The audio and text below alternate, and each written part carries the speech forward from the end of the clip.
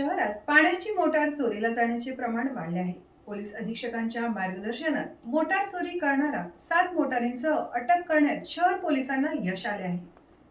नंदुरबार शहरात पाण्याची मोटार चोरी करणाऱ्या चोरट्याला अटक करत चोरी केलेल्या 7 पाण्याची मोटार हस्तगत करण्यात कामगिरी नंदुरबार पोलीस ठाण्यातील गुन्हे शोध पथकाला प्राप्त झाली आहे. पोलीस सूत्रांकडून मिळालेल्या माहितीनुसार नंदुरबार शहरातील देसाईपुरात राहणारे रवींद्र मराठे यांच्या घराच्या ओट्यावरून पाण्याची मोटार चोरीला गेली. या प्रकरणी नंदुरबार शहर पोलीस ठाण्यात गुन्हा दाखल करण्यात आला होता.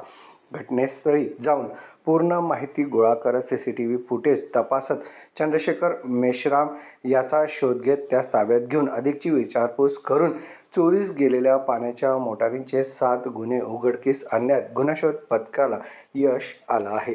या कारवाईत जिल्हा पोलीस अधीक्षक अश्विनी सानप, अप्पर पोलीस अधीक्षक आशिष कांबळे यांच्या मार्गदर्शनाखाली शहर पोलीस ठाण्याचे पोलीस निरीक्षक संदीप पाटील यांच्या नेतृत्वात पोलीस उपनिरीक्षक अमोल देशमुख, बुनेश मराठे, हेड कॉन्स्टेबल जगदीश पाटील, ललित गवळी, अमित भरवाड, राहुल राठोड, राजेंद्र कटके, रुपेश पगारे, विवेक ठाकरे, अनिल वसावे, नरेंद्र पाडवी यांच्या पथकानं कामगिरी केली आहे.